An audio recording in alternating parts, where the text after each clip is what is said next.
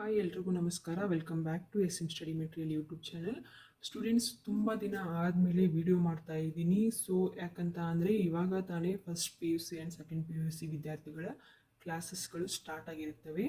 So ಎಲ್ರಿಗೂ ಕೂಡ ಅವರು ಹೇಗೆ ನಮ್ಮ ಪಿ ಯು ಸಿ ಜರ್ನಿ ನಡೆಯುತ್ತೆ ಅನ್ನುವಂತಹ ಭಯ ಕೂಡ ಇರುತ್ತೆ.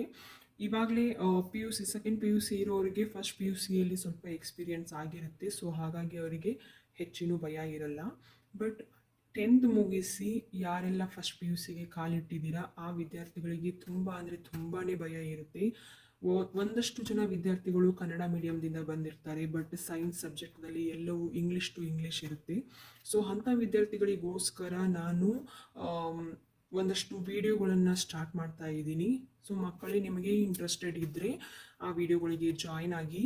ಆ ವಿಡಿಯೋದಲ್ಲಿ ನಿಮಗೆ 10th ಬೇಸ್ ಮೇಲೆ ಪಿ ಯು ಸಿಯಲ್ಲಿ ಯಾವ ಥರ ಸಬ್ಜೆಕ್ಟ್ಸ್ ಇರುತ್ತೆ, ಹಾಗೆ ನೀವು ಕಲ್ತಿರುವಂತಹ ಸಬ್ಜೆಕ್ಟ್ಗಳನ್ನು ಪಿ ಯು ಸಿಯಲ್ಲಿ ಅಳವಡಿಸಿಕೊಂಡು ಯಾವ ಥರ ನೀವು ಸ್ಟಡಿ ಮಾಡಬೇಕು ಅನ್ನೋದನ್ನು ಆಗಿರ್ಬೋದು. ಹಾಗೆ ನಿಮಗೆ ಯಾವ ಥರ ಈಸಿಯಾಗಿ ಮಾಡ್ಕೋಬೋದು. ಒಂದಷ್ಟು ದಿನಗಳ ಕಾಲ ನಿಮಗೆ ಟಫ್ ಆಗ್ಬೋದು, ಯಾಕಂತ ಅಂದರೆ ಕನ್ನಡ ಮೀಡಿಯಮ್ದಿಂದ ಬಂದಿರ್ತೀರಾ.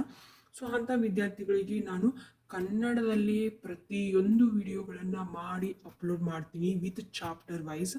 ಬಯಾಲಜಿ ಆಗಿರ್ಬೋದು, ಫಿಸಿಕ್ಸು, ಮ್ಯಾಥ್ಸು, ಕೆಮಿಸ್ಟ್ರಿ ಆಗಿರ್ಬೋದು, ಕಂಪ್ಯೂಟರ್ ಸೈನ್ಸ್ ಆಗಿರ್ಬೋದು, ಪ್ರತಿಯೊಂದು ಸಬ್ಜೆಕ್ಟ್ಗಳನ್ನು, ಹಾಗೆ ಇಂಗ್ಲೀಷ್ ಕನ್ನಡ ಲ್ಯಾಂಗ್ವೇಜಸ್ ಕೂಡ ಆಗಿರ್ಬೋದು, ಪ್ರತಿಯೊಂದು ಸಬ್ಜೆಕ್ಟ್ಗಳನ್ನು ನಾನು ನನ್ನ ಚಾನಲ್ದಲ್ಲಿ ಕನ್ನಡದಲ್ಲಿಯೇ ನಾನು ಅದನ್ನು ಎಕ್ಸ್ಪ್ಲೇನ್ ಮಾಡ್ತೀನಿ. ಹಾಗಾಗಿ ನಿಮಗೆ ಈಸಿಯಾಗಿ ನೀವು ಪ್ರತಿಯೊಂದು ಸಬ್ಜೆಕ್ಟ್ ಚಾಪ್ಟರ್ಗಳನ್ನು ನೀವು ಕಂಪ್ಲೀಟ್ ಮಾಡ್ಬೋದು.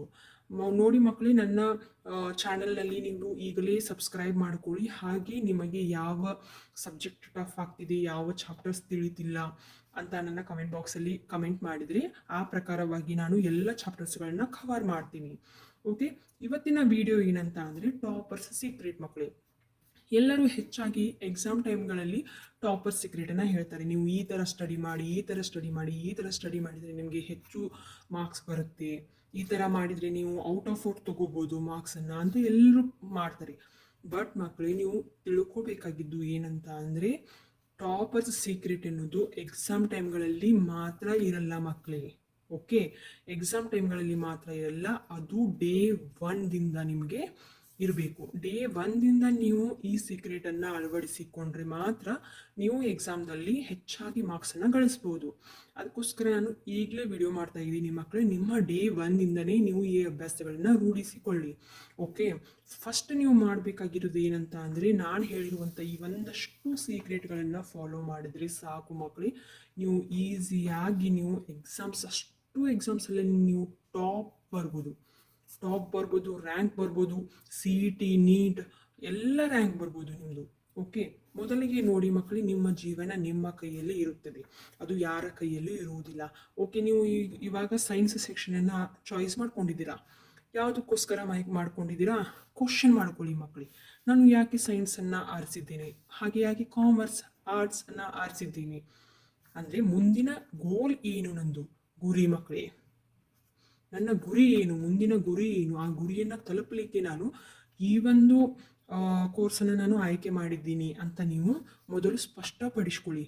ನಾನು ಡಾಕ್ಟರ್ ಆಗಬೇಕಾ, ಇಂಜಿನಿಯರ್ ಆಗಬೇಕಾ, ಟೀಚಿಂಗ್ ಫೀಲ್ಡ್ ಹೋಗ್ಬೇಕಾ, ಮೊದಲೇ ನೀವು ಇದನ್ನು ಡಿಸೈಡ್ ಮಾಡ್ಕೊಳ್ಳಿ ಮಕ್ಕಳೇ. ಆ ಪ್ರಕಾರವಾಗಿ ನಿಮ್ಮ ಗುರಿ ತಲುಪಲಿಕ್ಕೆ ನೀವು ಏನೇನು ಮಾಡಬೇಕಲ್ವಾ ಅದೆಲ್ಲವೂ ಕೂಡ ನಾನು ನಿಮಗೆ ತಿಳಿಸ್ಕೊಡ್ತೀನಿ. ಓಕೆ, ಇಲ್ಲಿ ನೋಡಿ ಮಕ್ಕಳೇ, ಹಾರ್ಡ್ ವರ್ಕ್ ಇಂಪಾರ್ಟೆಂಟ್ ಆಗಲ್ಲ, ಸ್ಮಾರ್ಟ್ ವರ್ಕ್ ಇಂಪಾರ್ಟೆಂಟ್ ಆಗುತ್ತೆ. ನೀವು ಡೈಲಿ 10 ಅವರ್ಸ್ ಆಗಿರ್ಬೋದು, 5 ಅವರ್ಸ್ ಆಗಿರ್ಬೋದು ಸ್ಟಡಿ ಮಾಡ್ತೀನಿ, 8 ಅವರ್ಸ್ ಮಾಡ್ತೀನಿ, ಆದರೂ ನಂಗೆ ನೆನಪೇ ಇರಲ್ಲ ಅಂತ ಅನ್ಕೋತೀರಾ. ಬಟ್ ಇಲ್ಲಿ ನೀವು ಎಷ್ಟು ಅವರ್ಸ್ ಸ್ಟಡಿ ಮಾಡ್ತೀನಿ ಅನ್ನೋದು ಇಂಪಾರ್ಟೆಂಟ್ ಅಲ್ಲ ಮಕ್ಕಳೇ. ನೀವು 1 ಅವರ್ ಮಾಡಿ, ಹಾಫ್ ಆನ್ ಅವರ್ ಮಾಡಿ, ಇಲ್ಲ ಜಸ್ಟ್ 10 ಮಿನಿಟ್ಸ್ ಮಾಡಿ ಸ್ಟಡಿ, ಬಟ್ ಅದು ಸ್ಮಾರ್ಟ್ ಆಗಿರಬೇಕು. ಅಂದರೆ ನೀವು ಇಡೀ ಒಂದು ಚಾಪ್ಟರ್ನ ಡೀಟೇಲಾಗಿ ಸ್ಟಡಿ ಮಾಡುವ ಬದಲು ಅದರಲ್ಲಿರುವ ಮೇನ್ ಪಾಯಿಂಟ್ಸ್ ಆಗಿರ್ಬೋದು, ಎಕ್ಸಾಮ್ಸ್ಗೆ ಏನು ಇಂಪಾರ್ಟೆಂಟ್ ಇದೆ ಆ ಪಾಯಿಂಟ್ಸ್ ಆಗಿರ್ಬೋದು, ಹಾಗೆ ಕ್ವಶನ್ ಪೇಪರಲ್ಲಿ ಯಾವ ಥರ ನಿಮಗೆ ರಿಪೀಟೆಡ್ ಕ್ವಶನ್ಸ್ ಕೇಳಿದ್ದಾರೆ, ಯಾವ ಒಂದು ಪಾಯಿಂಟ್ ಮೇಲೆ ನಿಮಗೆ ರಿಪೀಟೆಡಾಗಿ ಕ್ವಶನ್ ಬಂದಿದೆ, ಯಾವ ಪಾಯಿಂಟ್ ಇಂಪಾರ್ಟೆಂಟ್ ಇದೆ ಅದಷ್ಟನ್ನು ನೀವು ನೋಡ್ಕೊಳ್ಳಿ. ಸ್ಮಾರ್ಟ್ ವರ್ಕ್ ಅಂತ ಹೇಳ್ತಾರೆ.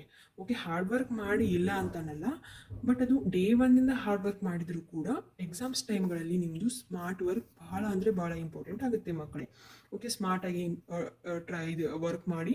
ಹಾಗೆ ಬೇರೆಯವರ ಟೈಮ್ ಟೇಬಲನ್ನು ಕಾಪಿ ಮಾಡಲು ಬದಲು ನಿಮ್ಮ ಓನ್ ಟೈಮ್ ಟೇಬಲನ್ನು ತಯಾರಿಸಿಕೊಳ್ಳಿ ಮಕ್ಕಳಿಗೆ.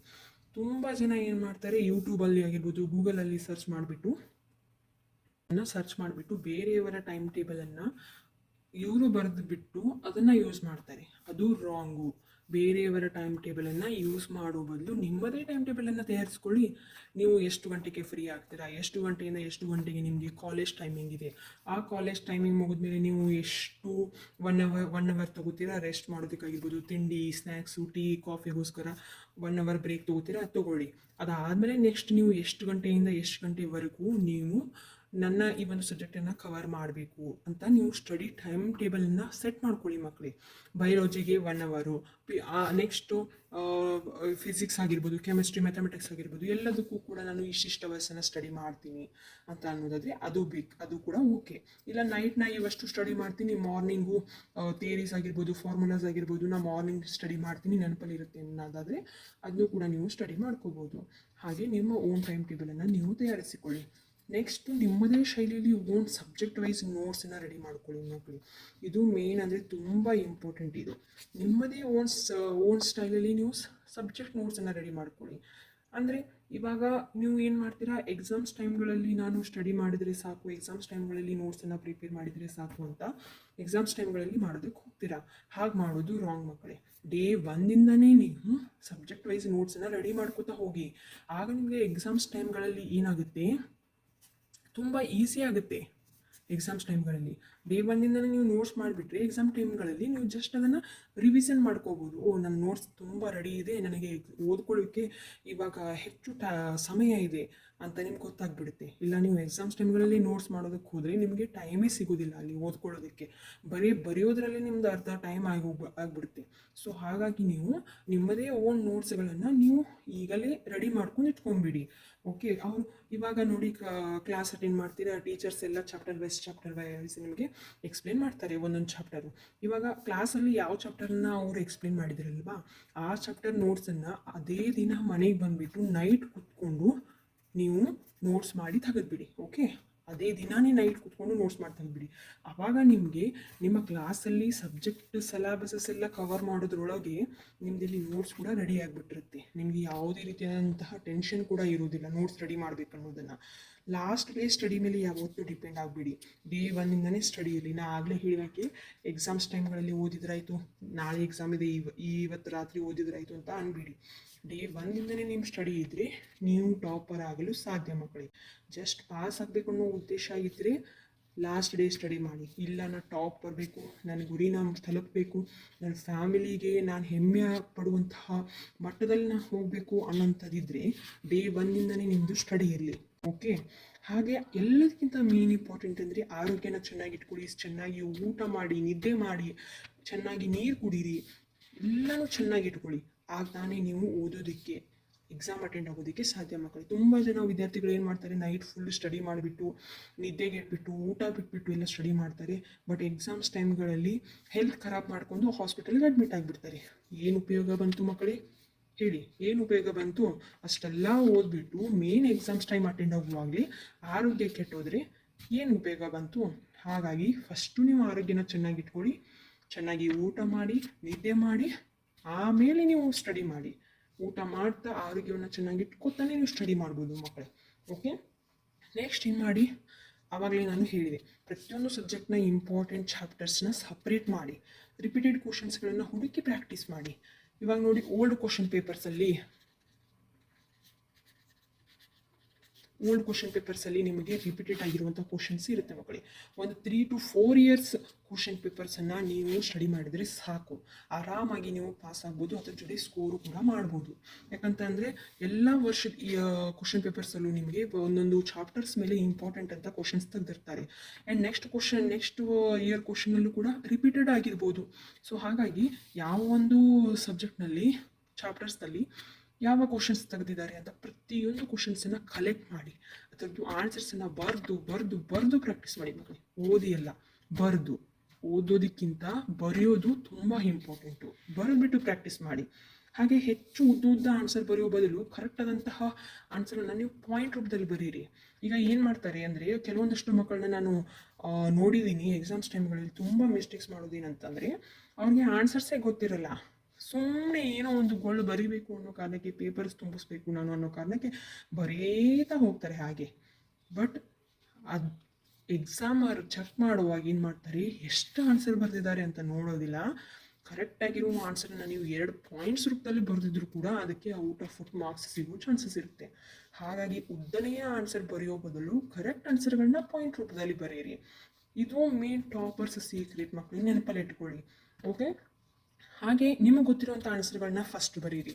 ಇದೆಲ್ಲರೂ ಕೂಡ ಟೀಚರ್ಸು ಹೇಳ್ತಾರೆ. ಯಾಕಂತಂದರೆ ಗೊತ್ತಿಲ್ಲದೆ ಇರೋ ಆನ್ಸರ್ಗೆ ನೀವು ಕೂತ್ಕೊಂಡು ಬಿಟ್ಟರೆ ಟೆನ್ಷನ್ ಆಗಿಬಿಡುತ್ತೆ. ಅಯ್ಯೋ ನನಗೆ ಇದು ಗೊತ್ತಿಲ್ಲಲ್ವಾ ಆನ್ಸರು, ಹೇಗೆ ಬರೆಯೋದು, ತಪ್ಪಾಗಿಬಿಟ್ರೆ ಏನು ಮಾಡೋದು, ನಾನು ಎಕ್ಸಾಮಲ್ಲಿ ಫೇಲ್ ಆಗಿಬಿಡ್ತೀನಿ ಅನ್ನೋ ಟೆನ್ಷನ್ ಬರುತ್ತೆ.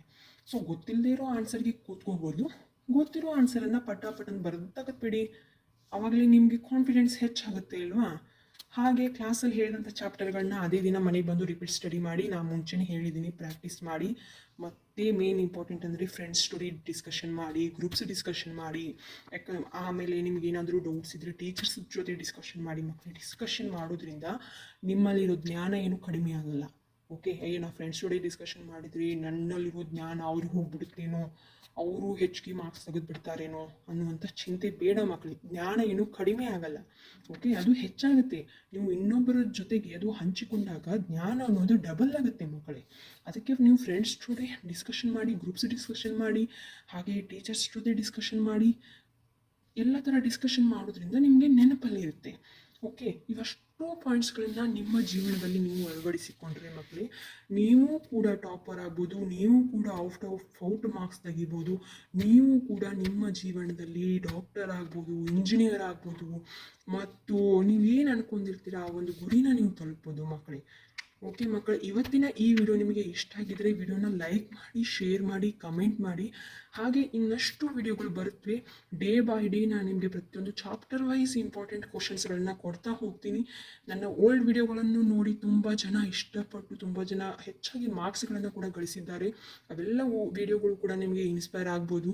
ನೋಡಿ, ಇಷ್ಟ ಆದರೆ ಲೈಕ್ ಮಾಡಿ. ಹಾಗೆ ಈಗಲೇ ಚಾನೆಲ್ನ ಸಬ್ಸ್ಕ್ರೈಬ್ ಮಾಡ್ಕೊಳ್ಳಿ.